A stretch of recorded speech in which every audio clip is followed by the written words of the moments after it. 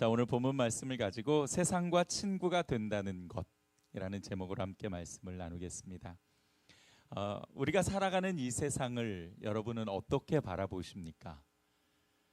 물론 좋은 것도 있고 또 나쁜 것도 있겠지만 성경은 세상을 바라보는 관점에 대해 두 가지를 제시합니다. 하나는 세상은 사랑의 대상이라는 시각입니다. 하나님께서 세상을 사랑하셨기에 독생자 아들 예수 그리스도를 이 땅에 보내셨습니다. 세상을 사랑한다라는 이 말은 하나님이 만드신 모든 만물과 그리고 생명을 무척 아끼신다라는 뜻입니다. 물론 거기에 죄는 포함되어 있지 않습니다. 두 번째 시각은 이 세상은 하나님의 심판 대상이 된다라는 시각입니다. 하나님은 세상을 사랑하셔서 구원하기 위해 예수 그리스도를 이 땅에 보내셨지만 또한 세상을 심판하기 위해 예수 그리스도를 보내시기도 했습니다. 예수님이 재림하시는 날 모든 사람은 예수님 앞에 서게 되지요. 그리고 심판을 받습니다. 사랑과 심판, 이것은 성경이 말하고 있는 하나님의 두 가지 속성이기도 합니다. 속성이라는 것은 하나님이 가지고 계신 하나님만의 특징이라는 뜻이에요. 하나님은 공의로우신 분이시지만 그래서 심판하셔야 하지만 그러나 또한 하나님은 사랑이시기에 당신의 아들 독생자 예수를 이 땅에 보내주신 줄 믿습니다. 그렇다면 이 두 가지 시각을 통해 우리가 세상을 어떻게 살아가야 될까에 대한 해답도 발견할 수가 있습니다. 첫 번째로 하나님이 세상을 사랑하셨으니 나도 사랑해야 된다라는 것입니다. 세상을 사랑한다라는 건 이따가 우리가 좀 더 말씀을 나누겠습니다마는 세상과 벗되라, 세상과 친구되라 라는 뜻이 아니라 하나님의 마음을 가지고 세상을 구원의 시각으로 바라보라는 것입니다.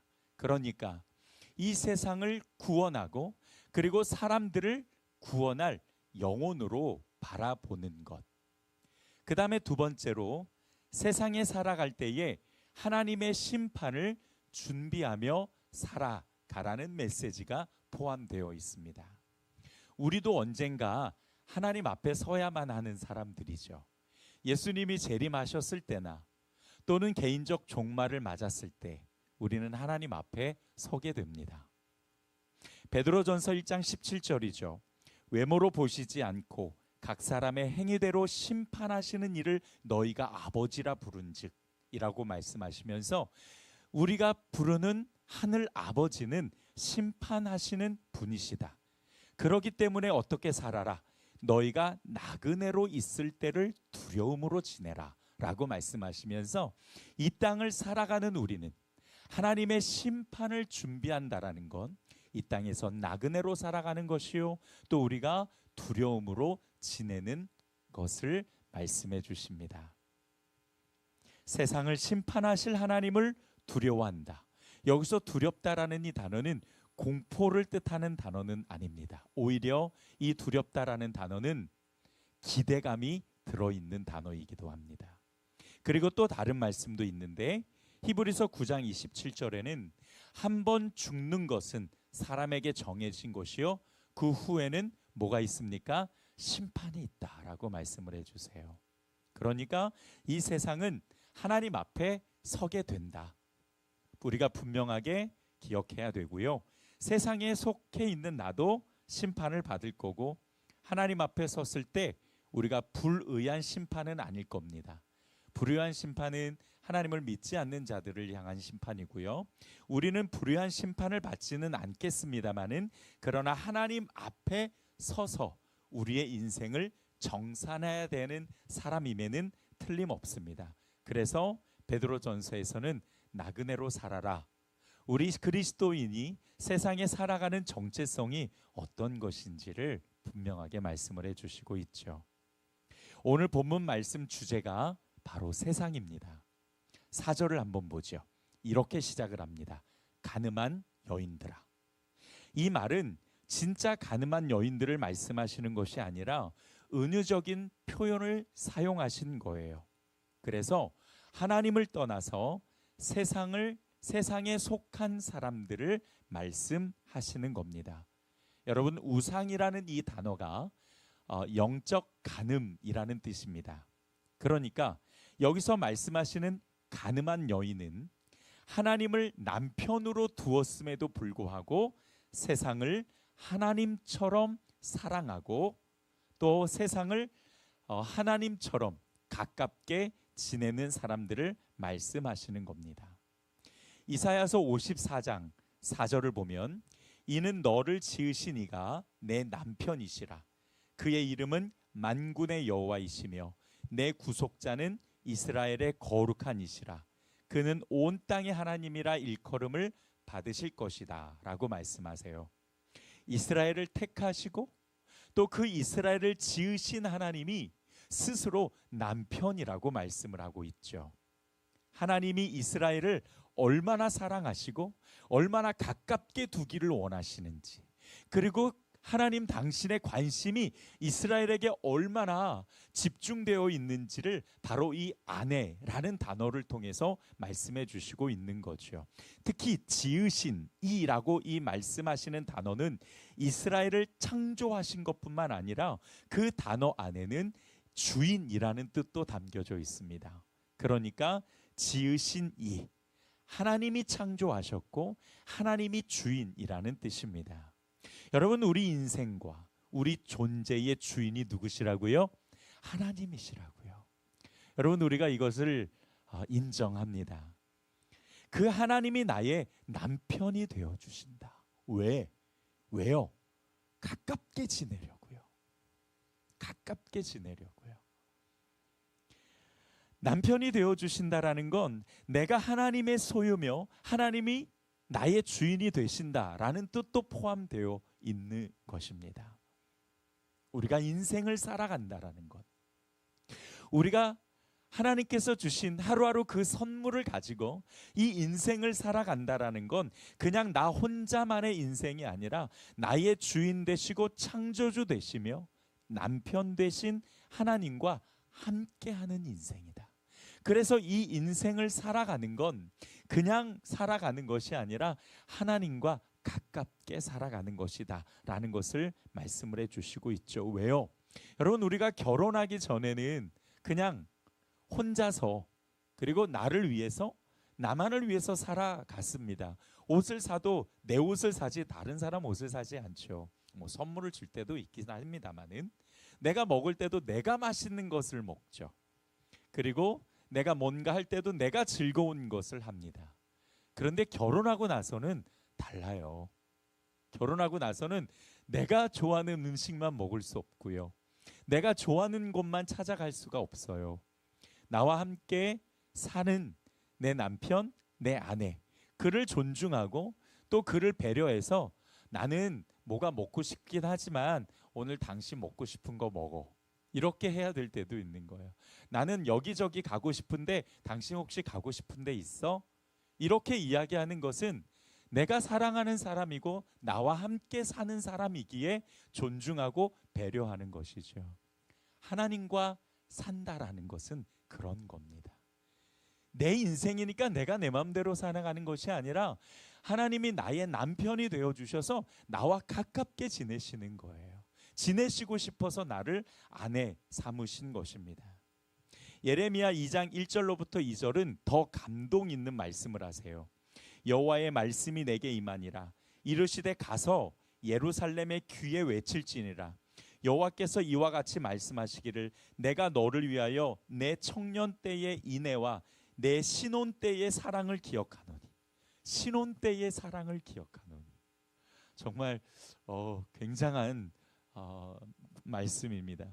곧 씨 뿌리지 못하는 땅 그 광야에서 나를 따랐음이니라. 무슨 뜻인가 하면 이스라엘이 신부처럼 하나님을 너무 사랑하고 그리고 그 사랑 때문에 메마른 땅을 그 광야를 가는 것도 기꺼이 갔다라는 뜻입니다. 하나님께서 그때를 기억하고 계셨던 거예요. 너 옛날에 정말 나 너무 사랑했잖아. 내가 너를 메마른 광야로 인도했지만 너 즐겁게 그 길을 갔잖아. 이스라엘이 맨날 불평불만만 한 줄 알았는데 그 중에서도 하나님을 사랑하고 또 이렇게 참 어려운 길도 능히 그 사랑으로 따랐던 사람들도 있었던 것을 발견하네요. 여러분, 우리도 그래요. 신부인 우리는 하나님을 사랑하기 때문에 그 길이 메마르고 또 때로는 거친 광야라 할지라도 우리가 기꺼이 하나님을 따라가며 살아가는 줄 믿습니다. 죄로 파괴된 세상을 살아가는 게 얼마나 만만치 않습니까? 늘 원치 않는 고난과 아픔이 닥치고 또 이때쯤 괜찮을 것 같으면 꼭 문제가 생기고 또 이때쯤 편해질 것 같으면 또 자꾸 어렵고 힘든 길을 가죠. 여러분, 하나님이 함께 하신다고 해서 하나님이 나의 남편이 되신다고 해서 늘 푸른 풀밭 푸른 들판만 있는 것은 아니에요. 여러분, 시편 23편 너무 좋아하시죠? 어떻게 시작하죠? 여호와는 그 다음에 내게 부족함이 없으리로다. 근데 그 부족함이 없다라는 이 고백이 어떻게 되는지 한번 보세요. 하나님이 나의 목자가 되시면 부족함이 없어요. 왜냐하면 쉴만한 물가로 인도하시거든요 라고 이야기하잖아요. 근데 시편 23편은요 쉴만한 물가 푸른 풀밭만 이야기하시지 않아요. 그 다음에 뭐가 나와요? 사망의 음침한 골짜기가 나와요. 하나님이 나의 남편 되신다고 해서 꽃길만 가는 것이 아니라는 거죠. 하나님이 이스라엘을 너와 내가 신혼 때에 그렇게 함께 사랑하던 그때에 내가 메마른 광야로 인도했는데도 너는 즐겁게 그 길을 갔다라는 말씀처럼 남편 되신 하나님과 우리가 동행하며 살아가지만 그 길은 꽃길만 있는 것은 아니라는 거예요. 때로는 사망의 음침한 골짜기도 가고요. 때로는 내가 감당할 수 없을 만큼의 힘들고 어려운 일이 있지만 여러분, 그래도 그 하나님이 나의 주인 되시고 그리고 나의 창조주 되신 그 하나님이 나의 남편이 되어주셔서 친히 내 삶의 옆에 같이 함께 계시니 음침한 골짜기로 갈지라도 내가 두려워하지 않은 것은 주의 지팡이가 막대기가 나를 안위하시나이다. 남편이라는 그 말은 항상 우리와 함께 할 뿐만 아니라 더 가깝게 함께 내 인생의 길을 걸어가 주신다라는 뜻입니다. 메마르고 거친 광야 길을 갈 때 근데 그것이 그냥 단순한 고통이 아니라 사실은 그러면서 더 하나님을 신뢰하게 되고 사랑하게 되죠. 마치 부부가요 어렵고 힘든 일을 같이 헤쳐나가잖아요. 그러면 뭐가 생겨요? 의리가 생겨요. 그래서 그 의리가 참 더 관계를 돈독하게 만들죠. 더 애틋하고 그리고 존경하게 만들어요. 그래서 그 관계가 더 가까워지죠. 어려움이 끝나고 나면 그 인생, 그 관계에 더 큰 의미가 발생해요. 그 의미 때문에 가치가 있고 그 가치 때문에 더 소중하게 느껴지는 거예요. 동료애, 나중에는 그렇다 하더라고요. 많으신 분들한테 두 분 어떻게 이렇게 관계가 좋으세요? 그러면 우리는 지금 뭐로 살아? 의리로 살아. 우리는 동료야. 부부는 무슨, 그렇게 말씀하시는 분들도 계시더라고요. 근데 그게 전부는 아닌데 그렇게까지 가기 위해 그 두 분이 함께 헤쳐나갔던 그 아름다운 인생의 길은 그분들에게 있어서 의리를 만들고 동료애를 가지도록 만들었던 거죠. 그게 저는 사랑의 또 다른 표현이라고 생각해요. 근데 정말 죄송해요. 저도 좀 더 살아야 되는 사람 중 한 사람인데, 더 살아봐야 하는 사람인데, 확실히 어려운 일을 같이 겪고 나면은요 그 관계가 되게 끈끈해지더라고요. 너무 좋고 존경스럽고 감사하고 또 내가 힘들 때 조언을 얻을 수 있고 또 그가 힘들 때 내가 힘이 되어줄 수 있더라고요. 고난이 그렇게 끝나고 나면 더 큰 사랑이 하나님을 향해 찾아가는 것이죠. 여러분, 우리는 하나님의 신부입니다.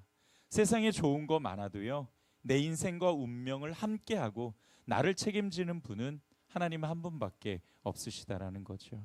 그러므로 여러분, 따라서 합시다. 하나님은 내 남편 되십니다. 네, 꼭 기억하시고요.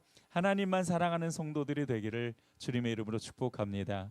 우리에게 세상은 두 가지 관점이 있다고 말씀을 드렸죠. 구원의 대상으로 바라보고 영혼을 사랑하는 마음을 가져야 되지만 세상이 또 다른 하나님이 되어서는 안 된다라는 것입니다. 그래서 4절을 보면 가늠한 여인들아 세상과 벗된 것이라고 말씀하세요. 세상과 벗된 것, 이게 뭐냐면 영적으로 가늠한 거예요. 세상을 친구로 삼는 건 우상을 섬기는 것과 다를 바가 없다라는 뜻이에요. 그래서 4절에 뭐라고 이야기하냐면 그렇게 되면 하나님과 원수가 되는 거다라고 말씀을 하시는 겁니다. 자, 그렇다면 세상을 친구로 삼는 게 왜 하나님과 원수가 되는 거지? 이상하다. 이렇게 우리가 부부 관계가 있어도 친구는 또 있을 수 있잖아요. 근데 왜 친구가 있다고 해서 뭐 부부 관계에 문제가 있나? 그렇게 생각하실 수도 있지만 오늘 본문에서 말씀하시는 이미지를 우리가 좀 잘 그려봤으면 좋겠습니다. 첫 번째, 세상과 친구한다라는 것은 하나님에게서 멀어지는 것을 의미합니다. 아내와 남편은 서로 바라보고 사랑해야 되는 대상이죠. 누가 끼어들면 안 되는 거예요. 근데 만약에 남편이 아내와 보내는 시간보다 친구와 보내는 시간이 더 많으면 어떨까요?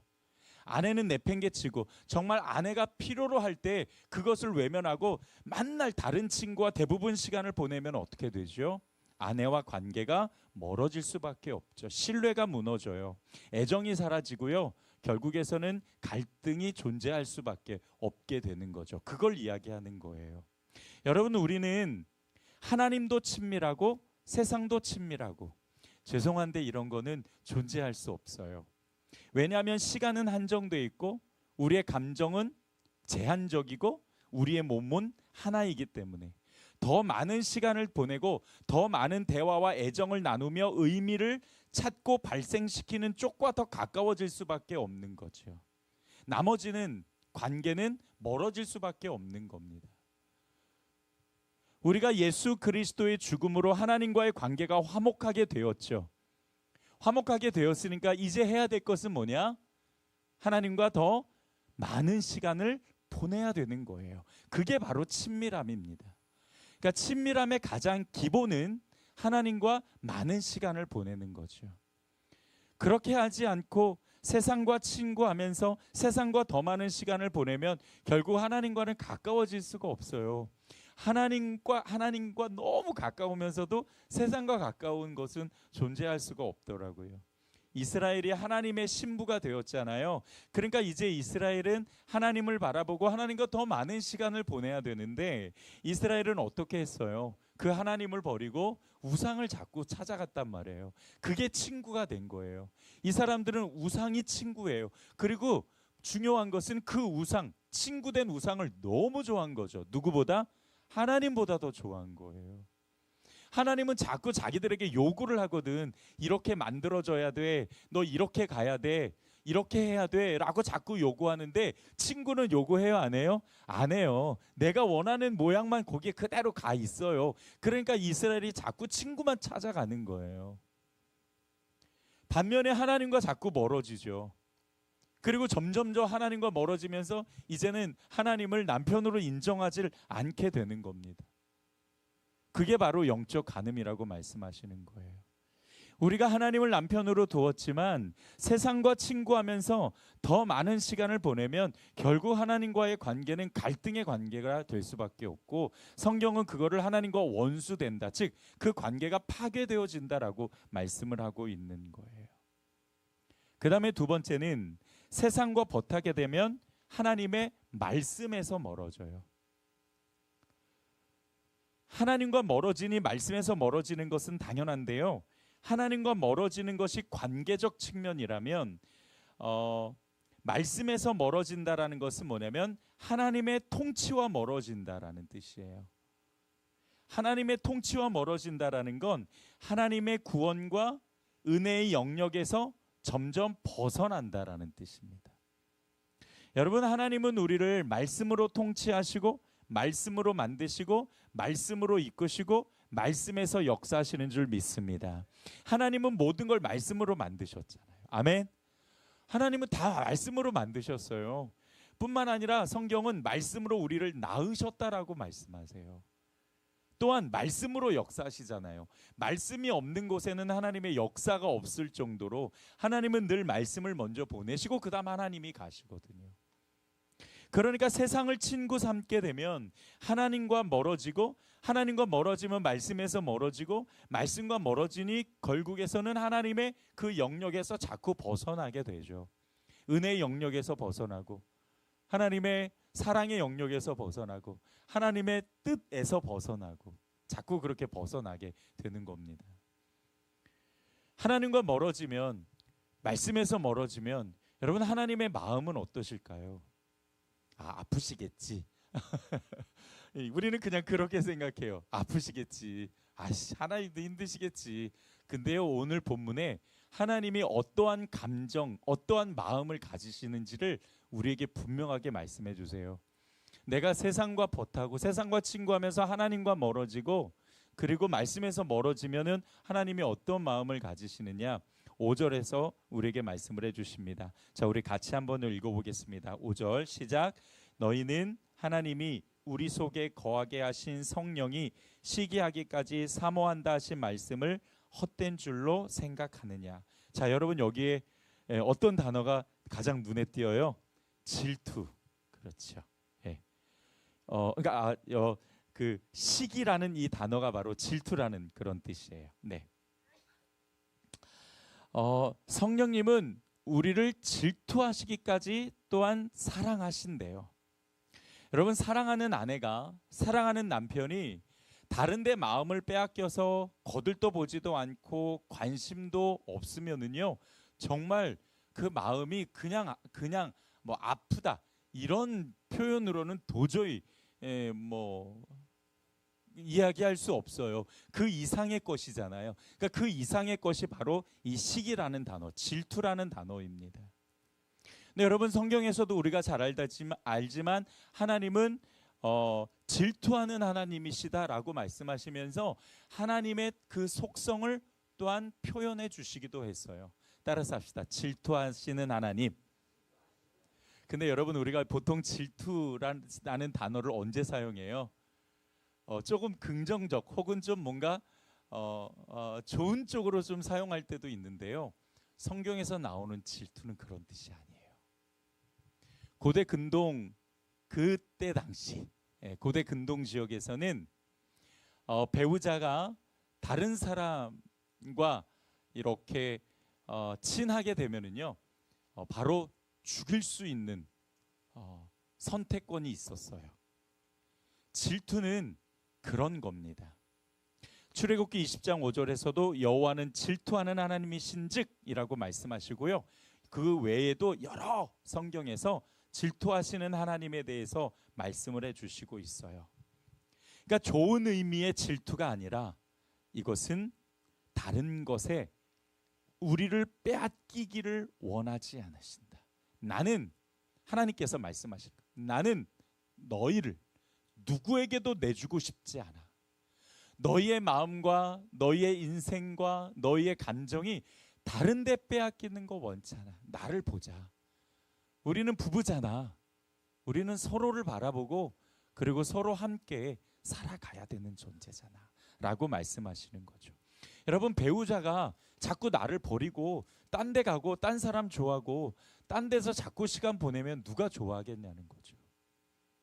그거는 정말 그 질투는 거의 분노에 가까운 질투고, 그 질투는 그냥 좋은 의미의 질투가 아니죠. 하나님이 그러신다라는 거예요. 너무 사랑하시기 때문에 세상에 우리를 빼앗기는 걸 원치 않으신다라는 거예요. 여러분, 하나님은 우리가 하나님만 사랑하기를 원하시죠. 하나님도 사랑하고 또 다른 것도 사랑하는 게 아니라 오직 하나님 바라기를 되기 원하신다라는 거예요. 만약에 우리가 하나님이 아닌 다른 걸 사랑의 대상으로 삼거나 하나님과 더 가까운 친구가 된다면 매우 이기적인 욕망이 채워져 있다라는 거예요. 왜? 분명히 하나님이 남편인데 이 남편이 너무 싫은 거예요. 싫은 이유는 다 달라요. 나한테 왜 이러시지? 왜 내가 원하는 걸 안 들어주지? 나는 이렇게 하고 싶은데 왜 자꾸 반대하시지? 다른 걸 주시지? 아, 역시 이 남편은 좋은 남편이 아니야. 그리고서는 내가 원하는 남편을 골라가는 거. 이게 우상이고 이게 영적 간음입니다. 이스라엘이 우상을 섬긴 이유는 하나님이 남편이 되어주셨지만 그 남편이 싫었던 거예요. 마음에 안 들었던 거예요. 여러분, 우리 신앙생활이 이렇게 자기중심적으로 되면은 안 되는 거죠. 신앙생활을 자기중심적으로 하면 이렇게 하나님을 자꾸 하나님을 멀리 떨어뜨려 놓고 내가 원하는 세상의 다른 것을 나의 친구로 삼아 버릴 수 있다라는 거예요. 여러분, 우리가 이렇게 한번 생각해 보죠. 내가 하나님을 위해 존재합니까? 하나님이 나를 위해 존재합니까? 야, 대답 잘하셔야 됩니다. 이거 대답 잘못하시면은 어려우실 수 있어요. 네. 내가 하나님을 위해 존재합니까? 하나님이 나를 위해 존재합니까? 그렇죠. 성경은 우리가 하나님을 위해 지어졌다라고 말씀을 하세요. 물론 하나님이 나를 위해서 존재하시는 것도 맞지만, 그러나 우선은 내가 하나님을 위해 존재. 말 잘하고 있는 거죠, 저 지금? 내가 하나님을 위해 존재하는 것이 내가 창조되어진 목적인 거예요. 그러니까 내가 나중심적으로 신앙생활을 하면은요, 당연히 내가 원하는 것만 자꾸 찾아간단 말이에요. 그래서 세상에 더 가까워질 수 있는 것들을 자꾸 찾아가는 거죠. 이런 말이 있어요. 나는 하나님도 바라보지만 하나님은 나만 바라보신다. 되게 멋진 말이더라고요. 우리는 종종 하나님을 바라보는데 하나님은 우리만 바라보시는 거예요. 하나님의 마음이 그러신 거예요. 우리가 하나님의 사랑의 수준을 다 따라갈 수는 없지만 적어도 하나님 외에 다른 친구를 만들어서 하나님보다 더 가까이 있으면은 안 된다라는 거예요. 친구라는 단어는 그냥 거리적인 면을 이야기하시더라도 하나님보다 더 가까운 것이 있으면은 안 된다라고 우리에게 말씀해 주시고 있는 거죠. 우리는 실제로 우리 인생 속에서 세상을 친구 삼고 사랑하면서 하나님의 말씀을 아무것도 아닌 것으로 만드는 경우가 있기도 합니다. 거룩하고 위대한 그 말씀이 무익한 것으로 하나님과의 관계를 너무 그냥 일상적으로 또 지루한 것으로 우리가 잘못 바라보고 새로운 어떤 것들을 찾고 세상에서 찾아갈 때가 있죠. 그러나 하나님이 내 인생에서 가장 큰 영향력이 되도록 그 말씀을 통해 우리가 하나님과 더 가깝게 나아갈 수 있는 저와 여러분이 되기를 주님의 이름으로 축복합니다. 말씀을 정리하겠습니다. 세상과 버탄다라는 거, 그거는 하나님을 원수로 삼는 것과 같다라고 말씀하세요. 하나님께서 우리의 남편 되어주십니다. 그거는 더 친밀하게 우리가 관계를 만들어가자라는 뜻입니다. 여러분, 하나님께 더 가까이 가는 성도들이 되기를 주님의 이름으로 축복합니다. 주님 감사합니다. 오늘 말씀을 통해서 우리가 하나님과의 거리가 과연 얼마나 될까? 내가 내 남편, 내 아내, 그리고 내 부모, 또 내 자녀와의 어떤 그 관계의 거리가 있는 것처럼 나와 하나님과의 그 관계 거리가 얼마나 될까? 우리가 돌아보면서 나의 남편 되신 그 하나님을 정말 우리가 친밀하게 더 가까이 가고 더 하나님만 사랑할 줄 아는 성도들이 되게 하여 주시옵소서. 예수님의 이름으로 기도드렸습니다. 아멘.